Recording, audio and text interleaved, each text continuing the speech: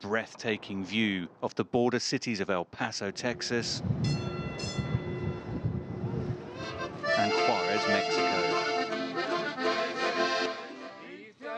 Combined, the region is home to 2.5 million people, making it one of the largest binational urban areas on the border. You can go to the top of one of our bank buildings and look south, and you cannot tell where El Paso ends and Juarez begins. What does separate the two cities is this: a towering fence or border wall. This barrier runs for some 200 kilometers and was erected in 2008.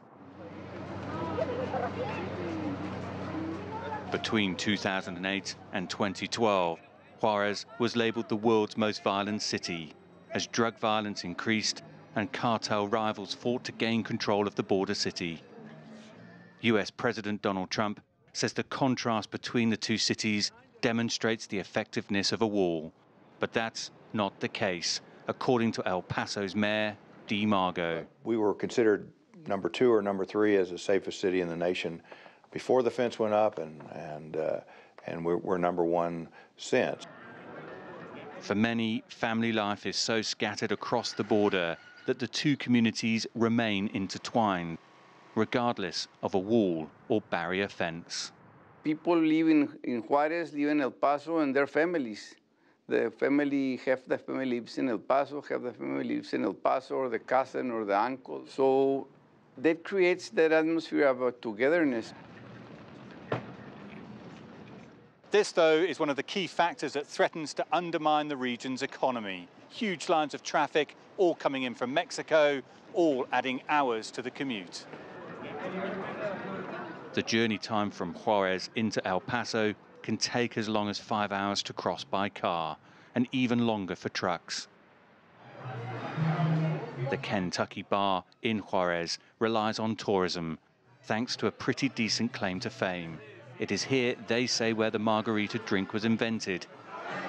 Legend has it a barman concocted the drink after a customer had asked for a special drink for his wife, margarita. The establishment says it sells as many as 1,600 of them a day. The long queues at the border are damaging trade. We hope that this ends soon, because the trade and commerce is feeling suffocated. The relations between families and friends, even the schools, because there is not that fast flow that we should have. The situation could get worse. In March, President Trump threatened to close the border with Mexico. We pick out some things like here.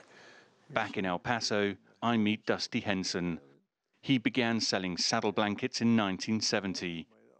The company has since grown to include an eclectic range of products. Henson says closing the border would be devastating. Well, for me personally, you know, that's everything. We do a few other countries in South America and Central America, but Mexico's the main place. And, oh yeah, if they shut that border down and close it off, it's going to hurt a lot of people. It'll shut us down. Some people here would like to see the wall removed completely, allowing the region to unite. The wall, it is disrupting a historic relation between communities. El Paso and Juarez cannot be understood by themselves. I think we're one community at the end of the day, and that wall pretends to divide this community. Two cities separated by a wall, but with a history and a future that relies on each other. Dan Williams, CGTN, El Paso, Texas.